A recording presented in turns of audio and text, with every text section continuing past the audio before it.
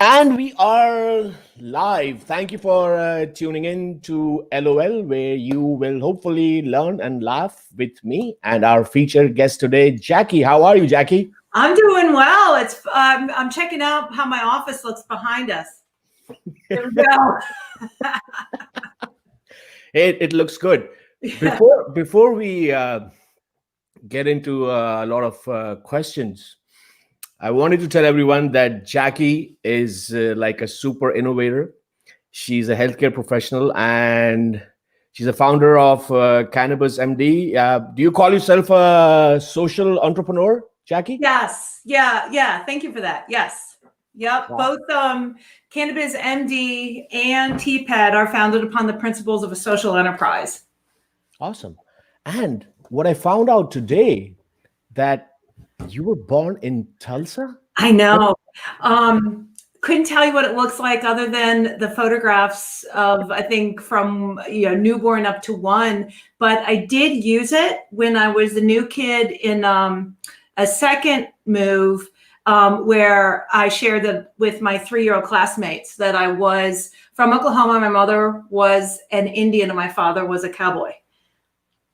Wow, I would have never guessed that because, looking at you and meeting you a couple of times, I would have thought that you were probably born in like a French Riviera or something.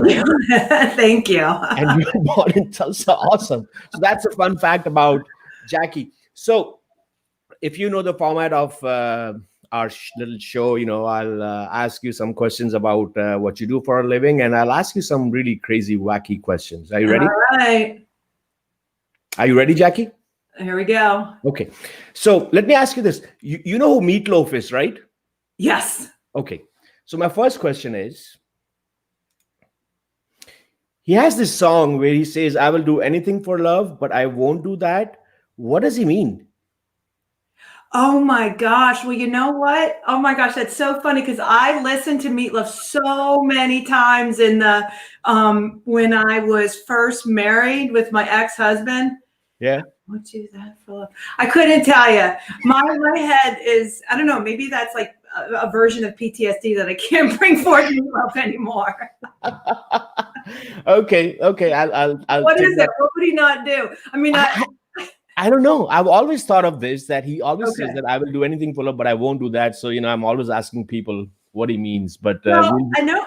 Yeah. I mean, there's like that, his song, what's the one, he's like rounding the bases.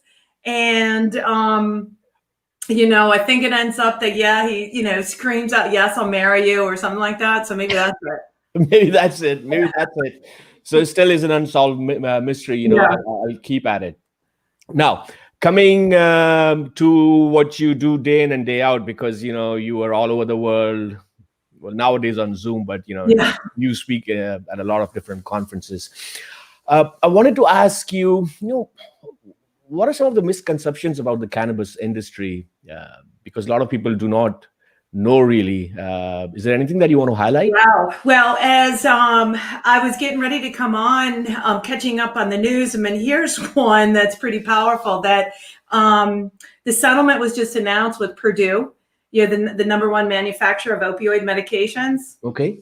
So really powerful about the millions of lives that have been lost to that opioid epidemic, which has not gone away. So, in the midst of a pandemic, we're in the midst of an epidemic. And nobody has ever died from cannabis. You cannot. It's physiologically impossible. That's not to say that you wouldn't die from if there's what's referred to as a drug-drug interaction, with a particular type or 2 of medications, but you can't die. And then that actually leads into, is it a gateway? Is cannabis a gateway drug? And that's right. And I say it may be, it very well may be, but not for everybody. And also, cannabis doesn't work for everybody. I also first thing pretty much out of my mouth, it is not a panacea, meaning, it's not going to fix everything for everybody, but it definitely has some clinical evidence of supporting treatments for a number of diseases and disorders. Absolutely. I think, and It's all making a lot of sense now as we hear more and more about how cannabis can help people. And you're a good ambassador. You do a lot of things to let people know how it can help you and how it won't help you, like you just mentioned. So thank you for sharing that. Now, let's go to something a little less serious, right? Okay, ready. Yeah, I'm here to laugh. Come on, bring it on. Okay, are you ready? Okay, let's go. Yes. So, Jackie. Yes. What's your favorite curse word? Oh my gosh. Hang on a second. Okay.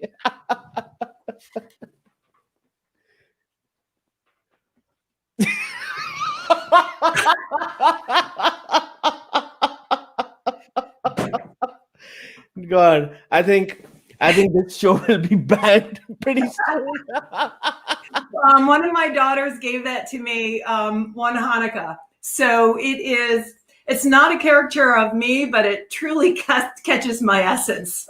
Nice. And I think that's the best way to answer it. Not say anything and just show something. I didn't say anything. You didn't say anything. Wow, very, very smart. I love that.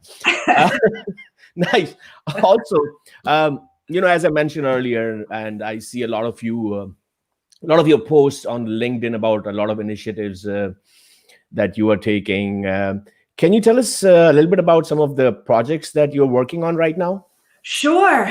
Let's see. Well, oh my gosh, with Zoom, I have been in several countries during one day. It's truly amazing.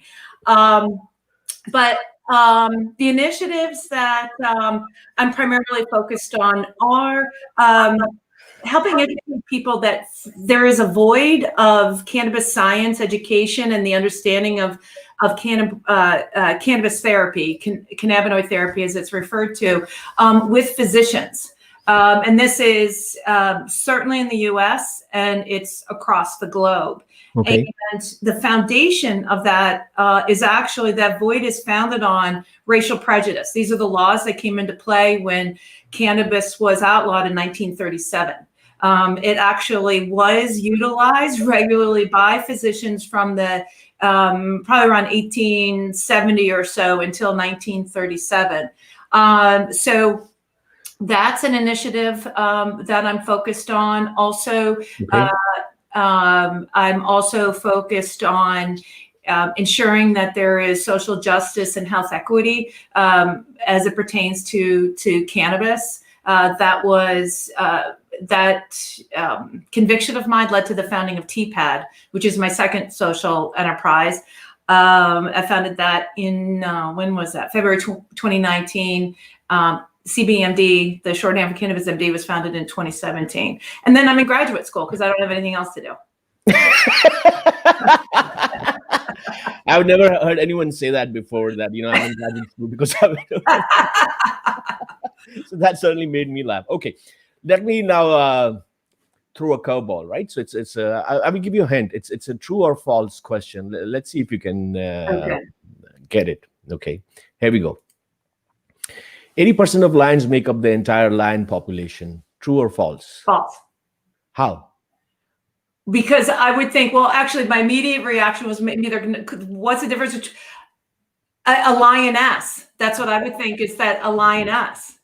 I am a Leo. Where am I going on this one? How am I doing? Nowhere. It's just a crazy statistic that I came across once. And I like to ask this to different people, see their reaction. They're like, what? That does not make any sense. And it doesn't. Now, I also wanted to, when you are doing a lot of these keynote speeches and talking to a lot of people, what is like the number one question that you come across that people ask you, or the most recurring question? Oh my gosh, that is actually a great question. Mm-hmm. I would say the first one is, would I help them get money? And it's like, well, okay. I'd actually like to get paid to do that. Okay. No, let me see. In all seriousness, that's a great question because so many come to mind. It depends on what that particular focus of that conversation is about. Yeah. So I don't have a good answer for you. Okay. That made me kind of sad, but also laugh, right? So Yeah. it's okay. It's okay. Now, I wanted to also ask you, if you ever had a chance to meet Kim Kardashian, what would you say to her? Just stop. Okay. I think that sums it up. That sums it up. And I guess that she might have heard me because apparently they are. Okay. Apparently. Now, Oh my Jacquie, gosh, can you imagine building this empire on a sex tape? Like, why aren't we all doing this? I don't know. I know that, I don't think people will be interested in watching me, but so I'm not going to take that route. So, it's not for me. I wanted to also ask you, what makes you laugh? Oh, I laugh a lot. I like to laugh. So anything. Actually, I took a pause. The most recent thing today was listening to my famous dog Izzy snore. So while I was working away on a presentation I'm developing on treating chronic pain with cannabis, my 20-pound dog was just snoring away. Yeah. I know how that can be. Yeah, and I pulled out my my camera to videotape it to send my kids because I know they would laugh. Yeah. But that, as inane as that. Very cool. Very cool. Very cool. And Jacquie, what makes you so passionate and just so focused on what you do each day and day in and day out? I mean, you could have done something else also. Yes. Yeah. Why kind of cannabis? Why this industry? I think, let's see, what the root of me is founded upon, and there's Izzy right now, barking, is that there's a Hebrew phrase, tikkun olam, which literally means repair of the world. And how I have done that, and have found, I guess, what propels me forward in my profession is via education. I've never put myself out there as being perfect. We're all human and we make errors, we make mistakes, but what can we do best as we move through life is repair what we see as broken. And what I see as broken, social justice, social equity, health equity, and the access to medications that people should have. They should have a choice of what they are able to take into their body and how they want to treat themselves. Nice. It's all about having that choice. That makes a lot of sense. And my last question, before I also ask you to have your parting words, if heaven exists and when you arrive at the pearly gates, what would you want God to say to you? Well, so I am Jewish, and as far as the existence of heaven is, as a rabbi said to me once, Jacquie, we don't know. Nobody's ever been back to report.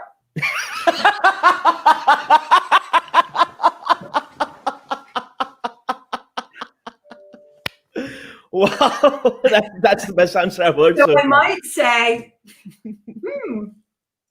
she may say, like, oh, what a surprise to see you here. I don't know.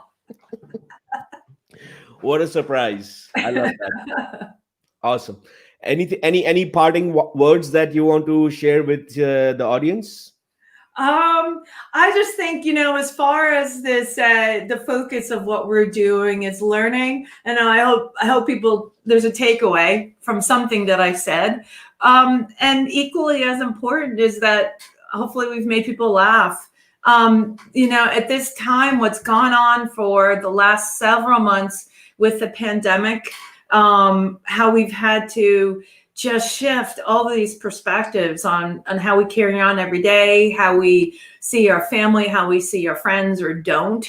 And then what's going on with the world, our world in the US and the political environment, which is just so incredibly nasty and negative. And hopefully everybody's focused on, if they haven't yet, I have voted, gotten out, doing your part, and ensure that our democracy is safe. Awesome, beautiful message. And anyone who's tuned in have heard us. Hopefully, you have laughed and also learned. Do connect with Jacquie. She's on LinkedIn, and she's hard to miss. She's all over the place.